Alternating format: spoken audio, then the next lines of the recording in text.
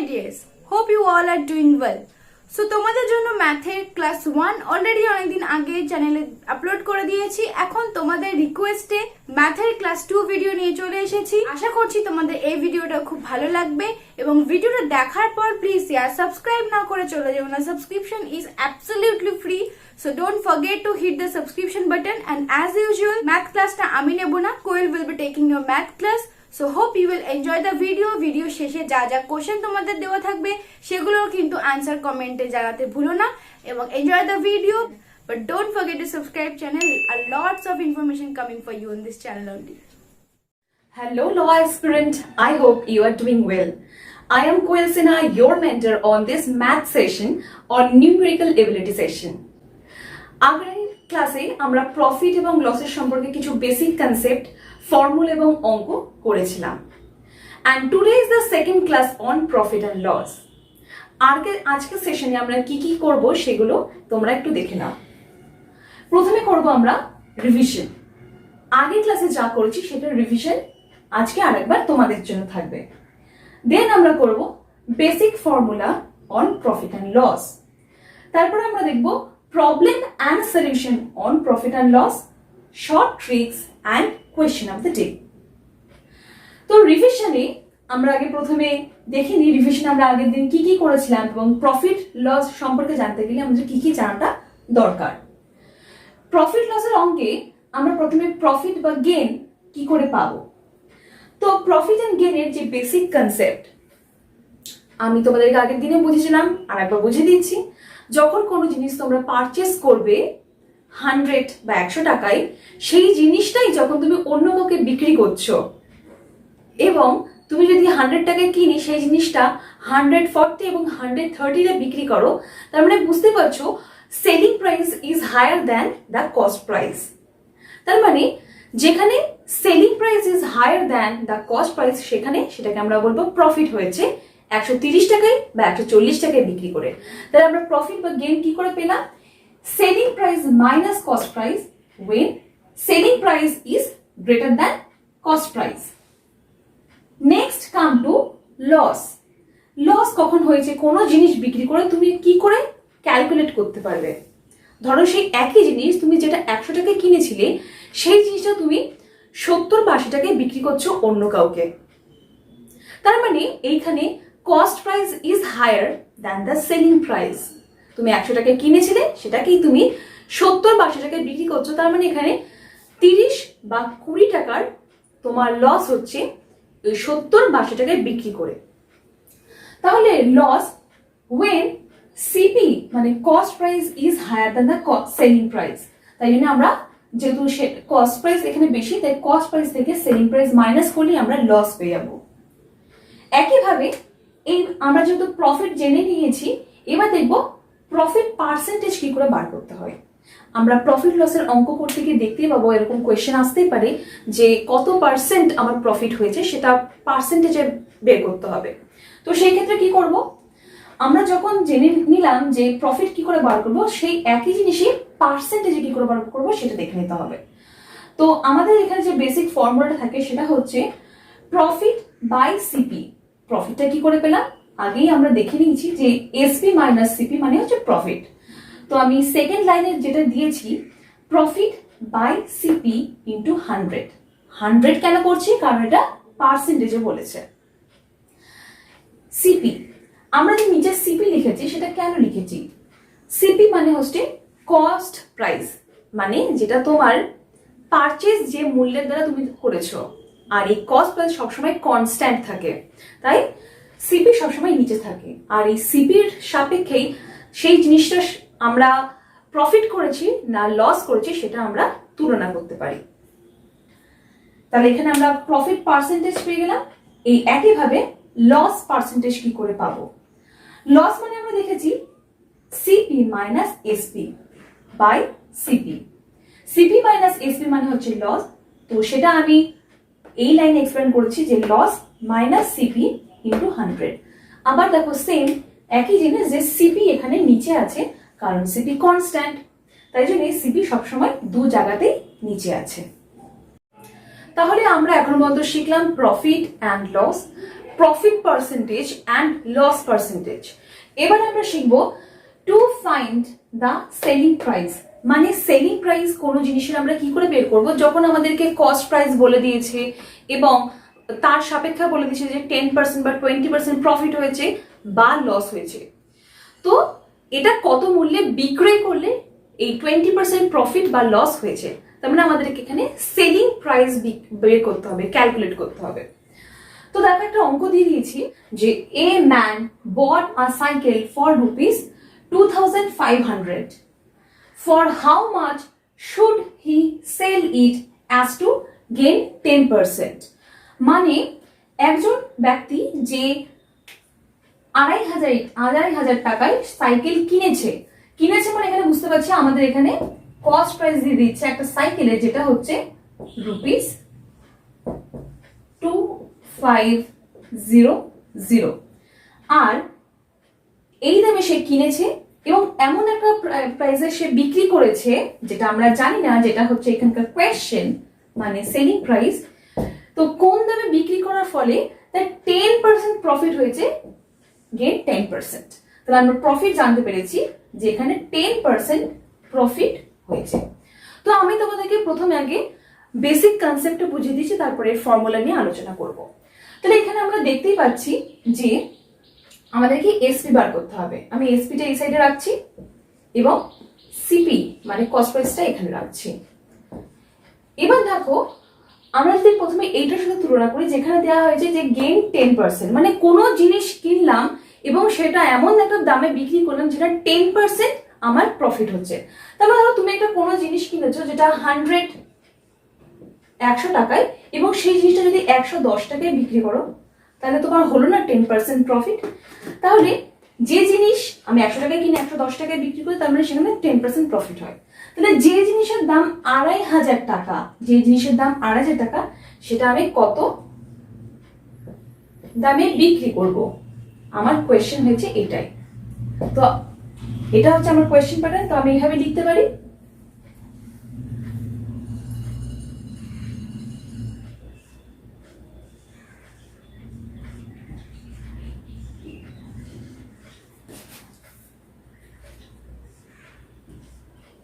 তাহলে এখানে তোমার চলে আসছে,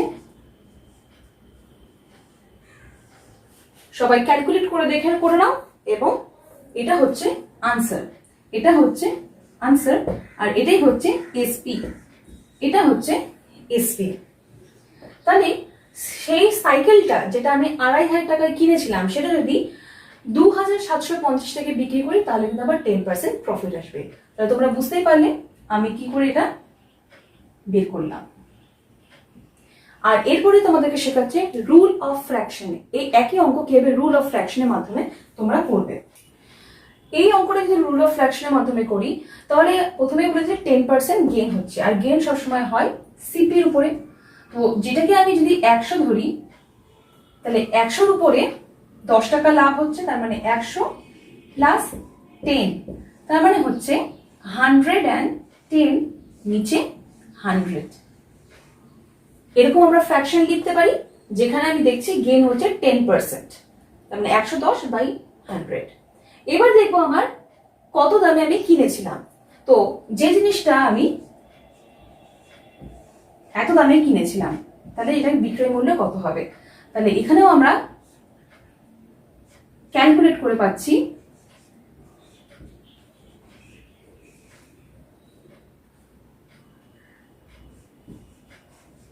তো এখানে এটা হচ্ছে এসপি, মানে এই দামে এটা বিক্রি করতে হবে। তো তোমরা এটা সিঙ্গেল ফর্মুলাতে করতে পারো, তোমরা শুধুমাত্র এই লাইনটাই লিখতে পারো, এই লাইনটা লিখতে পারো যে 110/100 ইন্টু যেটা তোমার কস্ট প্রাইস দেওয়া হয়েছে, মানে 2500। তাহলে তোমরা এখানে ক্যালকুলেট করে পেয়ে যাচ্ছ 2750 টাকায় একটা সাইকেল বিক্রি করলে সেই সাইকেলের 10% লাভ হয়েছিল, যেখানে কস্ট প্রাইস ছিল 2500 টাকা। এবার আমরা একটা নেক্সট অঙ্ক দেখবো। এটা হচ্ছে সেকেন্ড ম্যাথ, যেখানে আবারও আমরা সেলিং প্রাইস ক্যালকুলেট করব। তো ম্যাথটা আগে দেখে নাও, যেখানে বলছে a man bought a book for ₹560 for how much shall he sell it as so as to sell 10 loss 10%? তো একটা বই যেটা কেনা হয়েছে 560 টাকায়, মানে যেটার বইটার কস্ট প্রাইস হচ্ছে 560 টাকা, এবং বইটা এমন একটা দামে বিক্রি করা হয়েছে যার ফলে 10% লস হয়েছে। আগের অঙ্কে আমরা দেখলাম যে 10% গেইন হয়েছে, এবার এখানে বলছে 10% লস হয়েছে। তার মানে আমি লস 10% লিখে নিই, আমার 10% লস হয়েছে, তাহলে আমার এসপি এখানে কত? তাহলে এই একইভাবে আমরা এরকম ভাবে করব, যেখানে কস্ট প্রাইস আমরা ধরে নিচ্ছি 100, তার মানে সেই ক্ষেত্রে 90% 90 হবে যদি আমার 10% লস হয়। 10% লস মানে 90/100। তো এর সাথেই এবার আমাদের যেটা কস্ট প্রাইস দেওয়া আছে মানে 560 টাকা, সেটা আমরা ক্যালকুলেট করব।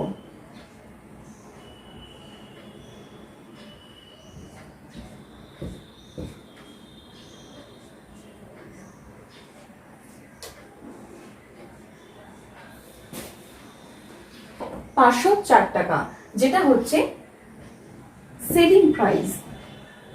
মানে 560 টাকায় আমি একটা বই কিনেছিলাম এবং যেটা আমি 504 টাকায় বিক্রি করেছি, এবং এর ফলে আমার 10% লস হয়েছে। আমরা আগের অঙ্কে দেখেছি যে কিভাবে সেলিং প্রাইস বার করতে হয়, এরপর আমরা দেখবো কিভাবে কস্ট প্রাইস বার করতে হয়। মানে ধরো তোমার কোনো বন্ধু তোমাকে এসে বললো যে সে কোনো একটা জিনিস এত দামে বিক্রি করে দিয়েছে এবং তার ফলে তার 10% বা 20% গেইন বা লস হয়েছে, তখন তুমি মনে মনে ভাববে যে তাহলে সেই জিনিসটা সে কত দামে কিনেছিল। তো সেটাই হচ্ছে একই রকম অঙ্ক, যেখানে কস্ট প্রাইস কিভাবে বের করতে হয়, কিভাবে ক্যালকুলেট করতে হয়, সেটা আমরা দেখতে পাবো। তো এই ক্ষেত্রে একটা অঙ্ক আছে যেটা তোমরা নোট ডাউন করে নিতে পারো বা ভিডিওটা পজ করে স্ক্রিনশট নিয়ে নিতে পারো। অঙ্কটা হচ্ছে, if by selling an article for ₹390 a shopkeeper gain 20%, find his cost price. Find his cost price. তাহলে এখানে দেখতে পাচ্ছ কি কি দেওয়া হয়েছে। তাহলে এখানে সেলিং প্রাইস প্রোভাইড করে দেওয়া হয়েছে যেটা হচ্ছে 390, আমি এখানে এসপি লিখে দিয়েছি। আর এখানে বলেছে 20% গেইন হয়েছে, তার মানে আমি প্রফিট বা গেইন 20% লিখে দিয়েছি। আর আমাকে বের করতে হবে কস্ট প্রাইস, যেটা আমাদের কোয়েশ্চেন দেওয়া আছে। তো সেই ক্ষেত্রে আমরা কি করব, আমাদেরকে কস্ট প্রাইস জানতে যেতে, তো আমি এখানে কস্ট প্রাইস সিপি লিখলাম আর এখানে লিখে দিচ্ছি এসপি মানে সেলিং প্রাইস। এবার দেখো এইটার সাপেক্ষে চলো, যে যেখানে বলেছে 20% গেইন হয় কোনো জিনিস বিক্রি করে, মানে ধরো আমি কোনো জিনিস কিনেছিলাম, কেনা মানে হচ্ছে কস্ট প্রাইস, কোনো জিনিস কিনেছিলাম 100 বা 100 টাকায়, সেটা আমি যখন বিক্রি করি 120 টাকায় বিক্রি করি, আর এর ফলে আমার কিন্তু গেইন হয়। তো 100 টাকায় কিনে 100 টাকায় বিক্রি করছি, তাহলে 390 টাকার যে জিনিসের দাম, সেই জিনিসটা আমি কত টাকায় কিনেছিলাম সেটা আমাকে বার করতে হবে। এটা আমাকে বার করতে হবে। তাহলে আমরা এই জিনিসটা কিভাবে লিখতে পারি, 100/120 ইন্টু 390। তাহলে এখানে আমরা ক্যালকুলেট করলে পেয়ে যাব আনসারটা। তাহলে তোমার যেটা মাল্টিপ্লাই করে আসবে 325। তো এটাই হচ্ছে সেই বস্তুর কস্ট প্রাইস যেটা আমাদেরকে জানতে চেয়েছিল। তো এটা আমরা পেয়ে গেলাম 325। তার মানে একটা বস্তু বা একটা আর্টিকেল যেটা 325 এ কেনা হয়েছে, তারপরে বিক্রি করা হয়েছে 390 টাকা, আর এর ফলে 20% প্রফিট হয়েছে। তাহলে এইভাবে আমরা কস্ট প্রাইস বের করতে পারি। তাহলে আমি তোমাদেরকে কিছু অঙ্ক করে দেখালাম যে কোনো জিনিসের কস্ট প্রাইস কিভাবে বের করতে হয়, ক্যালকুলেট করতে হয়, এবং সেলিং প্রাইস কিভাবে ক্যালকুলেট করতে হয়। এবারে যে অঙ্কটা থাকবে সেটা আরেকটু ইন্টারেস্টিং, তোমরা সবাই অ্যাটেন্টিভলি দেখবে। কোয়েশ্চেনে বলছে, সাক্ষী bought pens at a rate of 10 pence for ₹11 and sold them at a rate of 11 pence for ₹10. Then find the profit or loss percentage. এখানে বলছে যখন সে কিনেছিল, এখানে বট বলছে মানে কস্ট প্রাইসের কোনো কথা বলছে। সাক্ষী যখন পেনটাকে কিনেছিল তখন কত রেটে কিনেছিল, সে 10টা পেন কিনেছিল 11 টাকায়। 10টা পেন কিনেছিল 11 টাকায়। তাহলে আমাদের যে গিভেন ফ্যাক্ট দেয়া আছে সেখানে আমরা লিখতে পারি selling price of 10 pens equal to ₹11 যেটা আমাদের অলরেডি দেওয়া আছে। অতএব cost price of 1 pen equal to 11 minus 10। তাহলে আমরা এখানে কস্ট প্রাইসের জিনিসটা পেয়ে গেলাম। এবার দেখো এখান থেকে বলছে সোল্ড দেম, মানে এবার বিক্রি করার কথা আসছে। Sold them at a rate of 11 pens for ₹10। যখন বিক্রি করলো এই পেনগুলো তখন সে কত দামে বিক্রি করছে দেখো। আমি বিক্রি করার কথা যেহেতু বলছি তাই এখানে এসপি লিখবো। SP of 11 pens, SP of 11 pens equal to ₹10। অতএব SP of 1 pen 10/11। I think তোমাদের এইটুকু নিশ্চয়ই ক্লিয়ার হয়েছে। তাহলে এখানে বুঝতে পারছো যে এটা হচ্ছে একটা পেনের ক্রয় মূল্য এবং এটা হচ্ছে একটা পেনের বিক্রয় মূল্য। তো এবার দেখো কোনটা বড় হচ্ছে। তোমরা এখানে দেখলে বুঝতে পারবে this is greater than this one. তার মানে CP cost price is greater than the selling price. তার মানে যেখানে কস্ট প্রাইস বেশি হচ্ছে সেলিং প্রাইস কম হচ্ছে, তার মানে সেটা কি হচ্ছে, যেখানে কস্ট প্রাইস বেশি সেলিং প্রাইস কম, তার মানে সেটা লস হচ্ছে। তার মানে আমরা এখানে লস করেছি। আমাদেরকে কোয়েশ্চেনে দিয়েছিল যে find the profit or loss. আমাদেরকে কিন্তু বের করে নিতে হচ্ছে ক্যালকুলেট করে এবং অবজার্ভ করে যে এটা লস হয়েছিল না প্রফিট হয়েছিল। তো আমরা এখানে দেখতে পাচ্ছি এটা লস হয়েছে। তো আমরা লসের পার্সেন্টেজ আমরা আগে বেসিক ফর্মুলা থেকে শিখেছি, তো সেটা একবার দেখি। তাহলে আমরা দেখলাম SP is less than CP, তার মানে লস হয়েছে। এবার লস কত হয়েছে, লস পার্সেন্টেজ মানে আমরা দেখেছি যে লস বাই সিপি ইন্টু 100। তো আমরা লস আমরা আগে বের করে নিই। আমাদের লস যেটা ছিল যে সিপি মাইনাস এসপি। সিপি আমাদের ছিল 11/10 মাইনাস 10/11।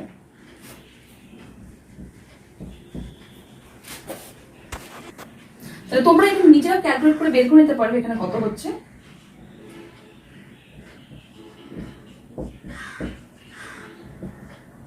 তাহলে 21/110 এটা আসলো লস। ওকে, তাহলে আমরা এখানে লস আমি পেয়ে গেলাম এইটা। তাহলে আমরা এই জিনিসটাকে এভাবে লিখতে পারি, 21টা উপরে থাকবে, নিচে চলে আসবে 100।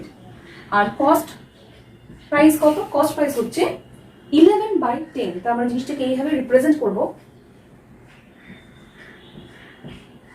ইন্টু 100। তাহলে ক্যালকুলেট করো তোমরাও।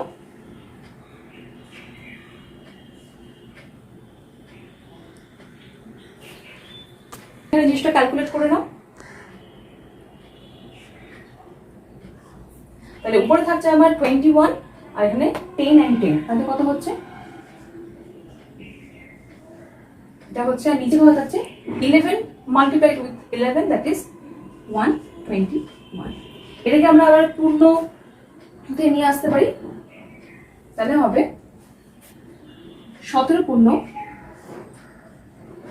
43/121%। তাহলে এইখানে আমরা কত পার্সেন্টেজ লস হয়ে গেল সেটা আমরা ক্যালকুলেট করতে পারলাম। এবার এইটারই একটা আরো শর্ট ফর্মুলা আছে, সেটা আমি দেখিয়ে দিচ্ছি। অঙ্কটা আমি একভাবে তোমাদেরকে করে দিচ্ছি। এটা হচ্ছে ফর্মুলা অনুসারে শর্টকাটে করার আর একটা ট্রিক্স, যেখানে বলছে এক বিক্রেতা যদি ওয়াই টাকায় এক্সটি দ্রব্য ক্রয় করে এবং এক্স টাকায় ওয়াইটি দ্রব্য বিক্রয় করে, তবে তার যা লাভ বা ক্ষতি হবে সেটা আমরা কি হয় পাবো, সেটা এই ফর্মুলা দ্বারা পাবো। যেখানে বলছে x square minus y square by y square. তাহলে এখানে বলছে ওয়াই টাকায়, তার মানে এখানে টাকা কত আছে, টাকা আছে 11 টাকা। তার মানে এখানে ওয়াই মানে হচ্ছে 11 টাকা কথা বলছে, আর এক্স মানে দ্রব্যের সংখ্যার কথা বলছে। তার মানে আমার এখানে দ্রব্য কটা আছে, 10টা দ্রব্য আছে, 10টা পেন আছে। তার মানে এই মানটা এবার আমি এখানে পুট করে দেবো এই ফর্মুলাতে। তাহলে এক্স স্কোয়ার মানে হচ্ছে 10 স্কোয়ার মাইনাস ওয়াই মানে হচ্ছে 11, 11 এর স্কোয়ার বাই 11 স্কোয়ার ইন্টু 100। এই ক্যালকুলেশনে যদি আমাদের সাইন মাইনাস আসে তাহলে বুঝতে হবে এটা লস হয়েছে, আর যদি সাইন প্লাস আসে তাহলে বুঝতে হবে প্রফিট বা গেইন হয়েছে। তাহলে আমরা দেখিনি কি হয়েছে আমাদের এখানে, এখানে হবে 100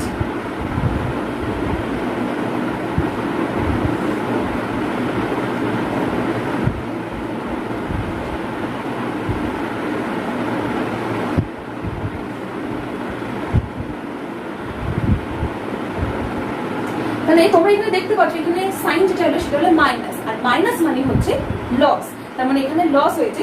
আর এটাকে আমরা ক্যালকুলেট করে আগের উত্তরটাই পাবো, যেটা হচ্ছে 17.43/121।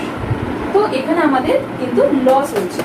তোমরা অঙ্কটা ভালোভাবে দেখে নাও, এরকম কোয়েশ্চেনও এক্সামে আসতে পারে। তোমরা সেশনটা পুরোটা দেখেছো এবং তোমাদের আরো কিছু অনেক ফর্মুলা দিয়ে আমি ক্লিয়ার করার চেষ্টা করছি। যদি তোমাদের এই সেশনটা, এই ভিডিওটা ভালো লেগে থাকে তো kindly do like, subscribe and share this video. আর তোমাদেরকে আমি দুটো হোমওয়ার্ক দেবো, কোয়েশ্চেন আপনাদের, যেটা আগেই বলেছিলাম। তো সেই ক্ষেত্রে তোমরা অঙ্কটা করে অঙ্কটার আনসার তোমরা কমেন্টে দেবে এবং জানাবে যে ভিডিওটা কেমন হলো, তোমরা আর কি কি তোমরা জানতে চাও এই ম্যাথের উপরে। তো প্রফিট লসের উপরে আজকে সেকেন্ড ক্লাস ছিল, সেকেন্ড ক্লাসে তোমাদেরকে আমি জিনিসটা আরও সিম্পলিফাই করে দেওয়ার চেষ্টা করেছি। যারা দেখোনি ফার্স্ট ক্লাসে তারা আবার দেখে নিও এবং এই ভিডিওটা দেখতে থাকো। And keep learning, keep watching and thank you my dear aspirant. তো এই দুটো হোমওয়ার্ক তোমরা সলভ করবে এবং কমেন্টে আনসার দেবে। আর যদি কোনো প্রবলেম থাকে, যদি কোনো ফার্দার কোয়ারি থাকে, তোমরা কমেন্টে সেগুলো বলতে পারো। ততক্ষণ পর্যন্ত তোমরা শিখতে থাকো, জানতে থাকো এবং দেখতে থাকো Indian legal studies. Thank you.